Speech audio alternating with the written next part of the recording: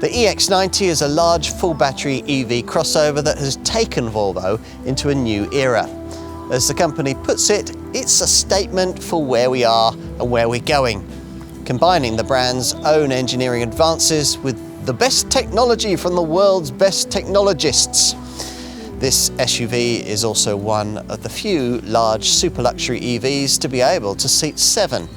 It's an ambitious statement of intent from the Sino-Swedish brand, and now that this car has a proper 800-volt electrical architecture setup, it's certainly worth a second look.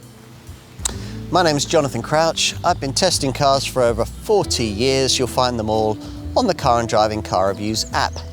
Here, I'm going to try and tell you everything that you really need to know about this car in a way you'll find nowhere else. There are 3 powertrains on offer here. Things kick off with a single-motor rear-driven model with a 333 horsepower motor with 480 Nm of torque, energised by a 92 kWh capacity battery, 88 kWh of which is usable, with up to 347 miles of range. Otherwise, your EX90 will be of the twin-motor all-wheel drive sort we're trying here, with a choice of 2 output levels that are significantly increased over those this model was launched with back in 2021. Standard twin-motor models offer 456 horsepower, while performance variants, like the one we have here, up that to 680 horsepower. Incidentally, a massive 170 horsepower more than the original version. The battery of this updated post-2025 era model is slightly different too, actually slightly smaller, though it yields slightly more range. With both twin-motor variants, that battery is now 106 kWh in size, with 102 kWh usable capacity, a pack which delivers a range of up to 380 miles in the base model and up to 371 miles in the performance version. Given the near 2.7-ton curb weight of a twin-motor EX90, nearly 400 kilograms heavier than an XC90 PHEV, you might be expecting somewhat ponderous handling, but this big electric Volvo handles its prodigious bulk confidently, though you'll notice it with the bigger wheel rims at low speeds on rough roads. Despite the fact that this Volvo is over 5 meters long and around 2 meters wide, 84 millimeters longer and 33 millimeters wider than the XC90, town driving isn't too difficult thanks to the commanding driving position, glassy cabin, and the option of a lighter steering feel setting. But you might be disappointed to find that unlike some pricier segment rivals, notably the Mercedes EQS SUV, there's no 4-wheel steering system available for tighter manoeuvring. There are drive modes available, of course. On this twin-motor version, the options are standard, performance all-wheel drive, and off-road.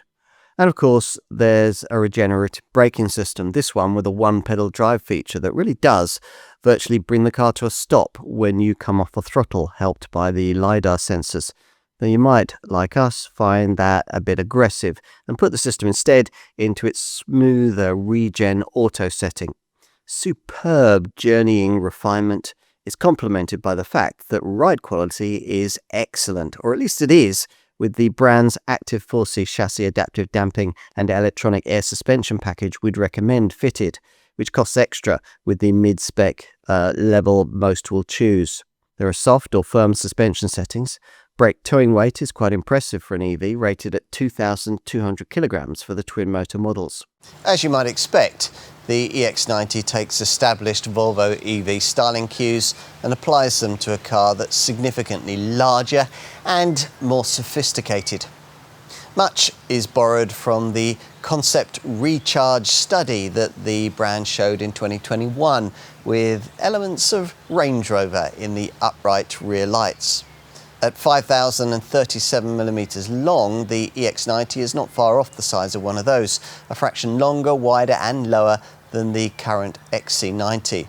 But it's all spoiled a bit by the ridiculously over-prominent LiDAR sensor panel that sits on the leading edge of the roof, looking like an off-duty taxi light, but actually housing a bewildering array of cameras and sensors. Up front at the wheel, it's all quite a bit more minimalist than in an XC90, with buttons more banished, though not as oppressively as with the kind of Chinese brand model that in some ways this Geely financed SUV actually is. Materials used mirror Volvo's refreshing Scandinavian vibe with jewel-like detailing and a 3D rotary controller sitting almost alone on the high-set, sustainably wood-trimmed center console that juts out over a huge open lower storage section. The lever-style gear selector has been mounted on the steering column, and there's no conventional instrument binnacle, just a letterbox-shaped 9-inch digital screen. Just about all the switchgear has been replaced by a huge Tesla-like 14.5-inch central portrait touchscreen. It runs at 2.5 times the speed of the one in the XC90 and has all the major controls along its bottom bar. The second row seating looks comfortable too, though it won't offer you much legroom if you push the sliding seat base far enough forward to provide adult standards of knee room for third row folk behind. Still, unlike with an XC90, there's an EV-style flat floor, aiding a spacious feel emphasised by the huge standard glass panoramic roof. Unlike its close cousin the Polestar 3, this Volvo is a 7-seater, but access to the very back requires a hefty shove of the second row chair forward, revealing a small high-set aperture for entry. Once at the very back, adults will, as mentioned, need quite a lot of slide-forward help from those in front if they're to be in any way comfortable, even for short trips. Out back, obviously there won't be much luggage room if all 3 seating rows are upright, just 324 litres loaded to the glass line. With these rearmost seats flat, there's up to 697 litres of space available. Thanks to the model year 2026 800-volt system upgrade, the EX90's DC charging speed has risen from 250 kilowatts to 300 kilowatts, allowing 155 miles of range to be added in just 10 minutes. A 10 to 80% DC charge takes 22 minutes, but you'll probably be using a range of different public chargers, so the brand has developed a multi-high-speed charging system that allows switching between 800-volt and 400-volt outputs. Full AC charging at home takes 15 hours with a single-phase 7.4 kilowatt wall box for the single-motor version. It's around 17 hours for the twin-motor variants. With an 11 kilowatt 3-phase AC supply, you could reduce full charging time to around 10 hours for the single motor model or around 11 hours for the twin motor version. For Volvo, this EX90 isn't just a new era model, it represents the start of a new era. According to the brand, a defining moment in our history. On the face of things, this Swedish marque is simply replicating the rest of the industry in its switch to EV and its move towards fully autonomous driving. The transition here, though, seems a little different. Volvo isn't simply adding batteries and camera tech to ongoing designs. It's reinventing its whole product development approach around the fresh technology, something very evident in this EX90. We can only hope the company will be just as good at doing that at more affordable price points than this. The EX90's premium asking figures will put it out of reach of the mainstream market, but it's a car we've liked a lot more than we thought we would. And those who want to carry 7 in a full EV that isn't a people carrier don't have too many more credible options than this just at present. In this Volvo, they'll find that unique selling point packaged up in a very complete proposition indeed.